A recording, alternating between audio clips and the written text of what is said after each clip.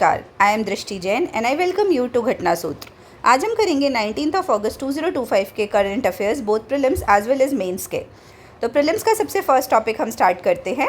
First is alert issued against amoebic meningoencephalitis in Kozhikode, health department steps up awareness effort.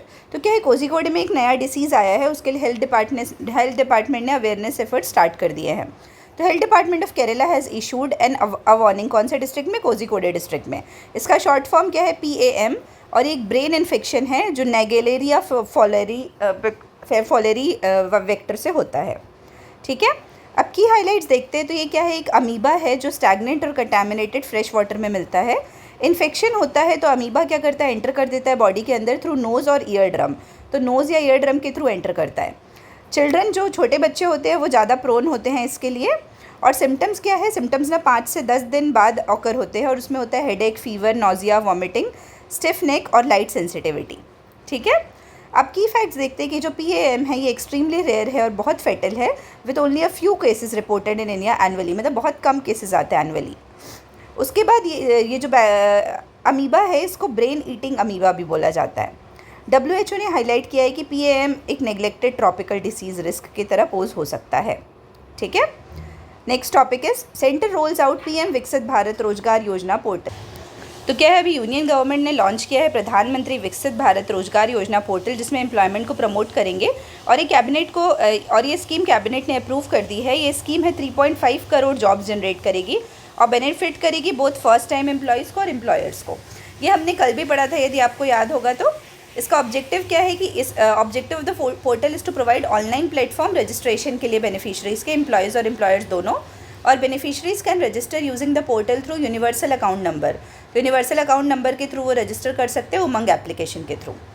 अब हम scheme के बारे में देखते हैं। तो जो प्रधानमंत्री विकसित भारत रोजगार योजना है ये एम्प्लॉयमेंट लिंक्ड इंसेंटिव है। ये कल हमने पढ़ा था, जो 2025 में लॉन्च हुई है विद 1 लाख करोड़ बजट। तो वो ₹1 लाख करोड़ का बजट है और 3.5 करोड़ जॉब्स जनरेट करेगी, offering up to 15,000 to first time employees. जो एम्प्लॉयज़ हैं उनको 15,000 रुपये, अप टू 15,000 रुपये for first time employees and 3,000 per month per new hire to employers. तो एम्प्लॉयर्स को भी 3,000 रुपये पर मंथ मिलेंगे अप टू 2 to 4 ईयर्स। फिर उमंग पोर्टल की बात करते हैं। यूनिफाइड मोबाइल एप्लीकेशन है न्यू एज गवर्नेंस के लिए। ये प्रोवाइड करता है single platform access to multiple government services including EPFO and employment schemes. ठीक है, एम्प्लॉयमेंट डाटा 2025 की बात करें तो ये स्टेट करता है कि इंडिया में अनएम्प्लॉयमेंट रेट अप्रॉक्सीमेटली 7 to 8% है CMIE डाटा के हिसाब से।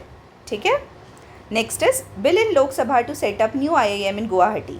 तो union education minister Dharmendra Pradhan ji ने इंट्रोड्यूस किया है Indian Institute of Management amendment bill 2025। तो एक नया बिल लाया है in Lok Sabha to establish new IIM in Guwahati Assam. Important है। ठीक है, ये 22nd IIM होगा। की हाईलाइट्स की बात की जाए तो एक मेमोरेंडम ऑफ सेटलमेंट साइन हुआ है between government of India, Assam government and United Liberation Front of Assam ULFA, leading to special development package for the state. तो स्टेट के लिए क्या स्पेशल डेवलपमेंट पैकेज मिल रहा है। ये बिल है, ये अमेंड करता है IIM एक्ट 2017 को और अप्लाई करता है उसके प्रोविजंस को IIM गुवाहाटी के लिए। Assam is among the few states with over 3 crore population but no IIM। तो आसाम में क्या है, 3 करोड़ से ज़्यादा पॉपुलेशन है लेकिन एक भी IIM नहीं है, इसीलिए उसको स्टैब्लिश करना बहुत इंपॉर्टेंट हो गया था नॉर्थ ईस्ट रीजन के डेवलपमेंट के लिए। अभी इंडिया में कितनी IIM है? अभी टोटल 21 है और IIM गुवाहाटी को मिला के 22nd हो जाएगा ये। फिर IIM शिलोंग है जो मेघालय में, वो 2008 में बना था as the only IIM in north eastern region till now. Some IIMs like Ahmedabad, Bangalore and Calcutta are consistently ranked among the top 100 global B schools. तो टॉप 100 ग्लोबल बिजनेस स्कूल्स में इनकी रैंकिंग आती है। फिर NIRF 2024 की बात की जाए तो IIM Ahmedabad rank first, Bangalore second और कोझिकोडे थर्ड। ठीक है, next topic is in Kerala village living lab provides local weather forecast landslide alert.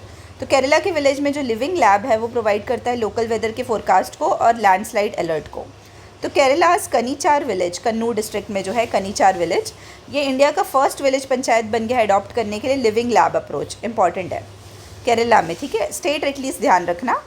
Living lab approach for enhancing disaster resilience और क्लाइमेट सेंसिटिव प्लानिंग के लिए, डिजास्टर रेजिलियंस को एनहांस करने के लिए और क्लाइमेट सेंसिटिव प्लानिंग को एनहांस करने के लिए ये इनिशिएटिव इम्प्लीमेंट कर रहा है Kerala state disaster management authority, जिसका एम है लोकलाइज्ड वेदर फोरकास्ट प्रोवाइड करना और लैंडस्लाइड अलर्ट प्रोवाइड करना। ठीक है, लिविंग लैब अप्रोच क्या है, ओरिजिनेट हुई थी नीदरलैंड्स में, ये अप्लाई की गई है पहली बार इंडिया में फॉर लैंडस्लाइड प्रोन एरियाज़ के लिए। ये इंटीग्रेट करती है लोकल कम्युनिटीज़ को, गवर्नमेंट एजेंसीज़ को, एक्सपर्ट्स को और सिविल सोसाइटीज़ को डिज़ास्टर सॉल्यूशंस को क्रिएट करने के लिए। किसको किसको? लोकल कम्युनिटीज़ को, गवर्नमेंट एजेंसीज़ को, एक्सपर्ट्स को और सिविल सोसाइटीज़ को। ठीक है। ये ऑटोमेटिक वेदर स्टेशंस यूज़ करते हैं फोरकास्ट करने के लिए रेनफॉल, विंड और लैंडस्लाइड रिस्क को।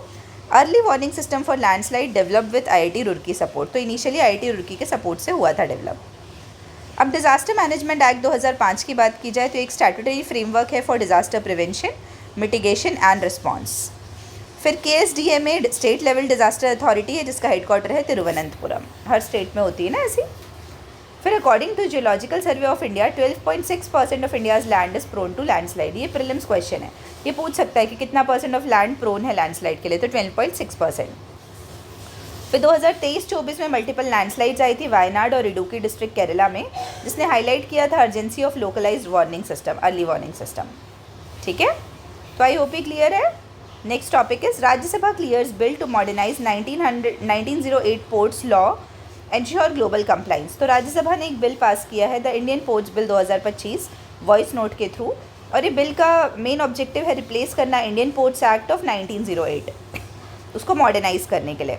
ठीक है, तो बेसिकली सबसे पहले हम स्टैटिक पार्ट में इंडिया की पोर्ट्स देख लेते हैं। मेजर पोर्ट्स इंपॉर्टेंट है। मेजर पोर्ट्स कौन गवर्न करता है? Central government.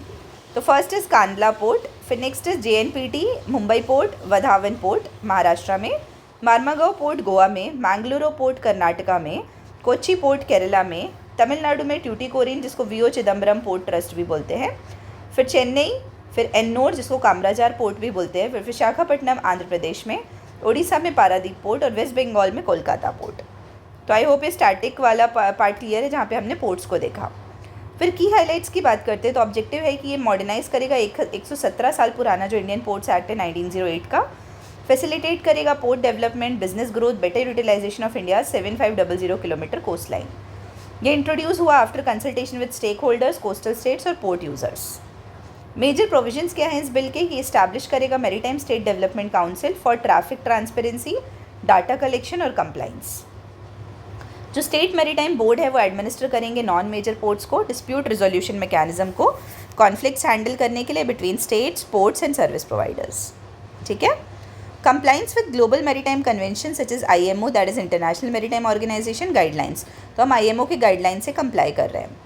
ये रिक्वायर करता है पोर्ट को प्रिपेयर करने के लिए pollution control and disaster management plans audited periodically, और डीक्रिमिनलाइज करता है बहुत सारे ऑफेंसेस को और आउटडेटेड प्रोविजंस को रिमूव करता है जिससे प्रोविजन स्ट्रीमलाइन हो सके। की फैक्ट्स में आते हैं, United Nations Convention on Law of Sea है वो 1982 में अडॉप्ट किया था। ये एक इंटरनेशनल ट्रिटी है जो डिफाइन करती है नेशंस के राइट्स को और रिस्पॉन्सिबिलिटीज़ को over use of oceans, maritime resources, maritime boundaries. तो ओशियंस को कैसे यूज़ करेंगे, रिसोर्सेज को कैसे यूज़ करेंगे, मैरीटाइम बाउंड्रीज को कैसे यूज़ करेंगे वो बताती है। जो IMO है इंटरनेशनल मैरीटाइम ऑर्गेनाइजेशन, वो स्पेशलाइज्ड UN एजेंसी है। क्या है? स्पेशलाइज्ड UN एजेंसी जिसका हेडक्वार्टर लंदन में है, और वो रेगुलेट करता है शिपिंग को, शिपिंग की सेफ्टी, सिक्योरिटी और मरीन एनवायरमेंटल प्रोटेक्शन को। ठीक है, India's port infrastructure includes 12 major ports and 200+ non major ports. तो इंडिया के पोर्ट इंफ्रास्ट्रक्चर में क्या है? 12 मेजर पोर्ट है और 200 नॉन मेजर पोर्ट है। तो मेजर पोर्ट को कौन गवर्न करता है? यूनियन गवर्नमेंट, और non major port that is minor port को state maritime board. India's major port handles, India के जो मेजर पोर्ट है वो approximately 795 million turns of cargo handle करे as far as 2023 to 2024 financial year is concerned. ठीक है, next topic is Patna Purnia gets national expressway status. तो जो Patna Purnia expressway है बिहार में, उसको नेशनल एक्सप्रेसवे नंबर 9 का स्टेटस मिला है by central government. The project will be considered under, अब कौन नेशनल हाईवेज कौन बनाता है? NHAI, national highways authority of India. ठीक है, अब ये जो डेटा है वो डेटा मत याद रखिएगा, बस इसको नेशनल एक्सप्रेसवे का स्टेटस मिला है ये याद रखना है। ये डायरेक्टली कनेक्ट करेगा पटना को पूर्णिया से और स्ट्रेंथन करेगा रीजनल इकोनॉमी को। It will provide faster movement of goods and passengers in north and east Bihar. तो नॉर्थ और ईस्ट बिहार में कनेक्टिविटी प्रोवाइड करेगा। Local roads and around Patna will be link to expressway for better access के लिए local roads को link किया जाएगा। की फैक्ट्स की बात की जाए तो एक्सप्रेसवे डेवलपमेंट इन इंडिया 2025 की बात की जाए तो India has over 4500 kilometres of operational expressway with a target to expand 18,000 kilometres by 2030 under Bharatmala Pariyojana. तो भारतमाला परियोजना के अंदर हमारा टारगेट है 18,000 किलोमीटर तक पहुंचना है हाईवे डेवलपमेंट में बाय 2030। ठीक है। फिर मेजर एक्सप्रेसवे कौन कौन से हैं? दिल्ली मुंबई एक्सप्रेसवे, पूर्वांचल एक्सप्रेसवे और गंगा एक्सप्रेसवे। और ये प्रोजेक्ट है, ये सिग्निफिकेंटली इंप्रूव करेगा बिहार की रोड कनेक्टिविटी को, स्पेशली नॉर्थ बंगाल और नॉर्थ ईस्ट इंडिया की। ठीक है। Now next topic is health department to treat children suffering from deafness under Shravan Shukti Yojana. तो जो हेल्थ डिपार्टमेंट है बिहार का, वो कोलैबोरेट कर रहा है लॉ डिपार्टमेंट के साथ, लॉन्च्ड द श्रवण शुक्ति योजना। तो कौन सी श्रवण शुक्ति योजना लॉन्च की है? 23 ब्लॉक्स ऑफ पटना डिस्ट्रिक्ट में। ये जो स्कीम है, इसका एम है प्रोवाइड करना treatment and support to children suffering from deafness. मतलब जो बच्चे सुन नहीं पाते ना, उनके लिए सपोर्ट प्रोवाइड करना है, जिससे उनका नॉर्मल इंक्लूजन हो सके नॉर्मल लाइफ में। ऑब्जेक्टिव क्या है इस स्कीम का? अर्ली डिटेक्शन, ट्रीटमेंट और रिहैबिलिटेशन, जिससे कि बच्चे अपनी नॉर्मल लाइफ जी सके। ये जो ट्रीटमेंट प्रोसेस है, इसमें क्या क्या आएगा? Screening of children for hearing disabilities, providing hearing aids, cochlear implants, speech therapy और मेडिकल सपोर्ट। तो हियरिंग से जो भी इश्यूज़ है वो हम इसमें प्रोवाइड करेंगे थेरेपी। की फैक्ट्स की बात करते हैं तो rights of persons with disabilities act 2016 है, वो लीगल बैकिंग प्रोवाइड करता है एजुकेशन के लिए, हेल्थ के लिए, रिहैबिलिटेशन के लिए ऑफ डिफरेंटली एबल्ड चिल्ड्रन। 2011 के सेंसस के हिसाब से 19 लाख बच्चे जो 0 से 19 ईयर्स के हैं इंडिया में, वो सफ़र कर रहे थे हियरिंग इम्पेयरमेंट से। WHO ने एस्टिमेट किया है कि over 430 million people worldwide are disabling hearing losses. उनको डिसेबलिंग हियरिंग लॉसेस है, जिसका प्रोजेक्शन है कि वो 700 मिलियन पहुंच जाएगा 2050 तक। और बाकी इनिशिएटिव्स क्या है? ADIP स्कीम है, जिसमें assistance to disabled persons for purchase और fitting of aids and application, जो ministry of social justice and empowerment का है। फिर NPPCD national programme for prevention and control of deafness, जो ministry of health and family welfare का है। ठीक है। Now the next topic and the last topic for prelims for today is Navya initiative. ये important है। Nurturing aspirations through vocational training for young adolescent girls. तो क्या aspirations nurture करना है through vocational training for young adolescent girl. तो ये initiative जून 2025 में launch हुआ, joint effort of ministry of skill development and ministry of women and child development. इसका target क्या है कि जो एडोलेसेंट गर्ल है 16 से 18 साल के बीच में, एस्पिरेशनल डिस्ट्रिक्ट में इनको हम वोकेशनल ट्रेनिंग प्रोवाइड करें। तो डिमांड ड्रिवन वोकेशनल ट्रेनिंग देते हैं ट्रेडिशनल और मॉडर्न दोनों सेक्टर्स में। इसमें अप्रॉक्सीमेटली 19 स्टेट्स और 27 डिस्ट्रिक्ट्स आते हैं। 3850 गर्ल्स को ट्रेन किया जाएगा प्रधानमंत्री कौशल विकास योजना 4.0 के अंदर। ठीक है। फिर नेक्स्ट है प्रधानमंत्री कौशल विकास योजना की बात की जाए तो ये फ्लैगशिप स्किल डेवलपमेंट स्कीम है ministry of skill development and entrepreneurship की, जो प्रोवाइड करता है शॉर्ट टर्म ट्रेनिंग, सर्टिफिकेशन और फाइनेंशियल इंसेंटिव्स यूथ को। स्किल इंडिया मिशन की बात की जाए तो स्किल उसी को national mission for skill development बोलते हैं। ये फ्लैगशिप स्कीम है ministry of skill development and entrepreneurship की 2015 में लॉन्च हुई। और एस्पिरेशनल डिस्ट्रिक्ट प्रोग्राम की बात की जाए तो ये 2018 की स्कीम है, जो नीति आयोग लीड करती है to improve socio economic indicators in backward districts. कहाँ पे? बैकवर्ड डिस्ट्रिक्ट्स में। तो आई होप प्रीलिम्स वाला पार्ट क्लियर है। अब हम आते हैं मेंस वाले पोर्शन में। तो मेंस में ना हमको 2 इंपॉर्टेंट आर्टिकल पढ़ना है। First is red fort charter. तो देखो, बस आपको ये पता होना चाहिए इस एडिटोरियल के हिसाब से कि रेड फोर्ट चार्टर क्या है। इसमें एकदम डिटेल में नहीं जाना है, बट हम अपनी नॉलेज के लिए जनरल वाली बात करेंगे कि इस चार्टर में क्या है। तो प्राइम मिनिस्टर नरेंद्र मोदी ने 13th इंडिपेंडेंस डे, उनकी जो 13th इंडिपेंडेंस डे स्पीच थी, उसमें आउटलाइन किया ब्रॉड रिफॉर्म ब्लूप्रिंट। तो क्या रिफॉर्म्स होने चाहिए जिससे कि इंडिया विकसित भारत के पाथ को अचीव कर पाए बाय 2047। तो इसमें क्या क्या फोकस था? Energy security, employment generation, digital transition, economic reforms, जिससे कि इंडिया पोजीशन हो सके ग्लोबल लीडर की तरह in coming decades. Digital India और इकोनॉमिक मॉडर्नाइजेशन की बात की जाए तो उन्होंने कुछ स्टेटस दिया कि अभी क्या चल रहा है। डेटा नहीं याद करेंगे, सिर्फ अपन जनरल देखेंगे कि हमारा क्या सिचुएशन है। UPI now accounts for half of the world's real time transactions. तो वर्ल्ड में जितने रियल टाइम ट्रांजेक्शन्स होते हैं उसमें UPI हाफ है। Roll out of first made in India chip by year end. India's leadership in global digital economy strengthens economic sovereignty. ठीक है। फिर एनर्जी सिक्योरिटी और रिसोर्स यूटिलाइजेशन के बारे में बात करें तो हमने reduction of no go zones for exploration from 99% to lakh square kilometre. तो हमने क्या नो गो जोन्स को रिड्यूस किया है। लॉन्च किया है open acreage licensing policy and national exploration and production mission. तो पहले हेल्प था, हाइड्रोकार्बन एक्सप्लोरेशन था, अब हमने नेशनल एक्सप्लोरेशन लाया है। फिर target to harness 600 to 1200 million turns of oil and gas reserve. तो 600 से 1200 मिलियन टन्स ऑफ ऑयल और गैस रिजर्व हम हार्नेस करेंगे बे ऑफ बंगाल से, अरेबियन सी से और अंडमान बेसिन से। प्लान है डबल करने के लिए नेचुरल गैस प्रोडक्शन को बाय 2030 एंड बिल्ड करना है 250 मिलियन क्यूबिक मीटर इंफ्रास्ट्रक्चर, जिससे कि अनलॉक हो सके 8 million turns of additional production. Aim है कि इंडिया को 50% क्लीन एनर्जी पावर मिक्स चाहिए बाय 2025। ठीक है, पहले 2030 का गोल था, अब हमने 2025 कर लिया। फिर टैक्सेशन एंड फिस्कल रिफॉर्म्स की बात की जाए तो इनकम टैक्स एक्ट है जो 1961 का, उसको रिप्लेस कर रहे हैं इनकम टैक्स बिल से नया वाला। 280 रिडंडेंट सेक्शंस को एबॉलिश किया गया है, relief up to ₹12 lakh. Faceless assessment, GST 2.0, ये कुछ रिफॉर्म्स हैं। और insolvency and bankruptcy code reform, जिससे कि फास्टर रिजोल्यूशन हो सके इंसॉल्वेंसी का। एम्प्लॉयमेंट और इंडस्ट्रियल ग्रोथ की बात की जाए तो PM विश्वकर्मा योजना में 13,000 करोड़ का पैकेज है आर्टिशंस के लिए। नेशनल मिनरल मिशन है जिसमें हम new rural industrial base create करेंगे, EVs को सपोर्ट करेंगे, सेमीकंडक्टर्स को, रिन्यूएबल एनर्जी को और डिफेंस प्रोडक्शन को। पुश है बायोफ्यूल्स के लिए, हाइड्रोजन के लिए, इथेनॉल ब्लेंडिंग के लिए, जिससे एनहांस हो सके रूरल इंडस्ट्रियलाइजेशन। एक्सपैंड करेंगे private participation in infrastructure and defence manufacturing. ठीक है, वेलफेयर और गवर्नेंस की बात करते तो डायरेक्ट बेनिफिट ट्रांसफ़र है जो क्रॉस हुआ है 25 crore beneficiaries. Over 250 million citizens given accountability linked services. तो 250 मिलियन सिटीजन्स को क्या है, अकाउंटेबिलिटी लिंक्ड सर्विसेज मिल रही हैं। और एम्फेसिस है आत्मनिर्भरता पे, किस पे, सेल्फ रिलायंस पे, आत्मनिर्भरता पे, वाइल स्ट्रेंथनिंग ग्लोबल कॉम्पिटिटिवनेस। क्या स्ट्रेंथन करते हुए, ग्लोबल कॉम्पिटिटिवनेस को स्ट्रेंथन करते हुए। वे फॉरवर्ड की बात की जाए तो ये इंश्योर करता है effective implementation of announced reforms with regular monitoring और डिसेंट्रलाइज्ड एग्जीक्यूशन। रेगुलर मॉनिटरिंग भी और डिसेंट्रलाइज्ड एग्जीक्यूशन भी। स्ट्रेंथन करता है ये डोमेस्टिक रिसर्च एंड इनोवेशन को बायोफ्यूल्स में, हाइड्रोजन में, सेमीकंडक्टर सेक्टर्स में, जिससे कि रिड्यूस हो सके इम्पोर्ट डिपेंडेंसी। बैलेंस चाहिए एनर्जी ट्रांजिशन गोल्स के बीच में और एम्प्लॉयमेंट सिक्योरिटी में, जिससे कि ट्रेडिशनल एनर्जी सेक्टर्स हार्नेस हो सके। एनहांस करना है सोशल इंफ्रास्ट्रक्चर को जो कॉम्प्लीमेंट कर सके इकोनॉमिक और डिजिटल ट्रांसफॉर्मेशन। प्रमोट करना है इंक्लूसिव ग्रोथ से, जिससे सपोर्ट मिल सके MSME को, आर्टिशंस को और रूरल इंडस्ट्रीज़ को ग्लोबल वैल्यू चेन में। मेंटेन करना है फिस्कल प्रूडेंस, जिससे कि हम एक्सपैंड कर सके वेलफेयर स्पेंडिंग और इंश्योर हो सके सस्टेनेबिलिटी ऑफ रिफॉर्म्स। ठीक है, तो आई होप ये आर्टिकल क्लियर है आपको, ये वाला एडिटोरियल।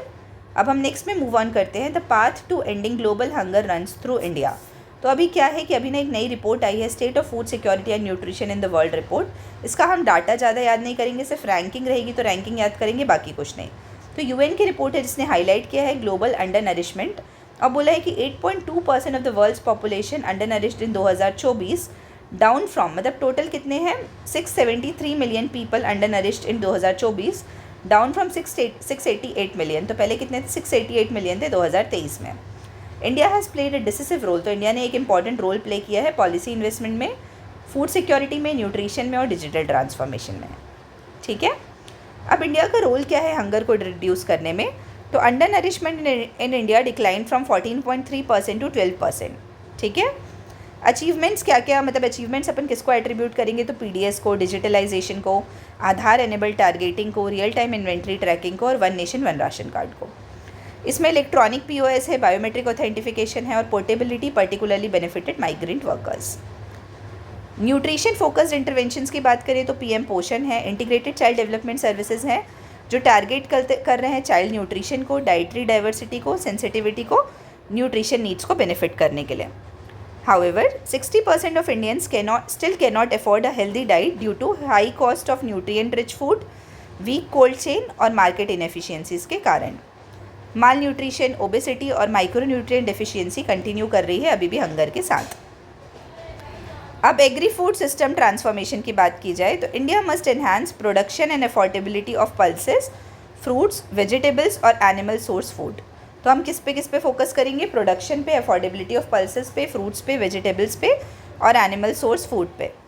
फिर पोस्ट हार्वेस्ट इनएफिशिएंसीज की बात की जाए तो 13% फूड लॉस हो रहा है फार्म और मार्केट के बीच में।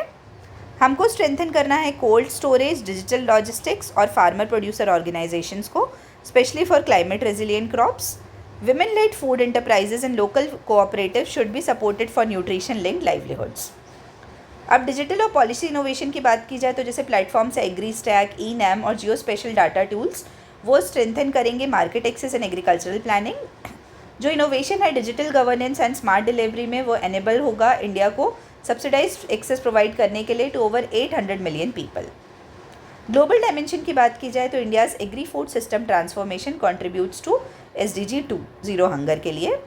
As a leader in global developing countries, India's digital and social protection innovations can serve as a model for global south. ठीक है. FAO रिकॉग्नाइज करता है इंडिया के रोल को जो सेंट्रल है ग्लोबल हंगर रिडक्शन में, specially with just 5 years left to 2030 SDG. अब हम देखते हैं कि सजेशन अब हम और क्या कर सकते हैं. तो हमको इंश्योर करना है balanced focus for nutritional quality, reduce करना है पोस्ट हार्वेस्ट लॉसेस को. हमने इशू में देखा था ना कि बहुत लॉस हो रहा है. स्केल अप करना है क्लाइमेट स्मार्ट एग्रीकल्चर को और विमेन लेड FPOs को रेजिलियंस और इंक्लूसिविटी के लिए. लेवरेज करना है डिजिटल प्लेटफॉर्म्स को जैसे एग्री स्टैक, ENAM और GIS tools for transparent markets and farmer income and stability. Integrate करना है न्यूट्रिशन सेंसिटिव पॉलिसीज़ को into all food security programmes linking agriculture with health outcomes. और शेयर करना है इंडिया के बेस्ट प्रैक्टिसेस को food security और डिजिटल गवर्नेंस में विथ अदर डेवलपिंग नेशंस, जिससे कि हम स्ट्रेंथन कर सके ग्लोबल हंगर इरेडिकेशन एफर्ट्स को. ठीक है. तो आई होप ये आर्टिकल भी क्लियर होगा. अब हम शाम को मिलेंगे इससे रिलेटेड करंट अफेयर्स के prelims as well as mains के क्वेश्चंस को लेके. तब तक के लिए आप सभी को बहुत बहुत धन्यवाद and all the best. Thank you.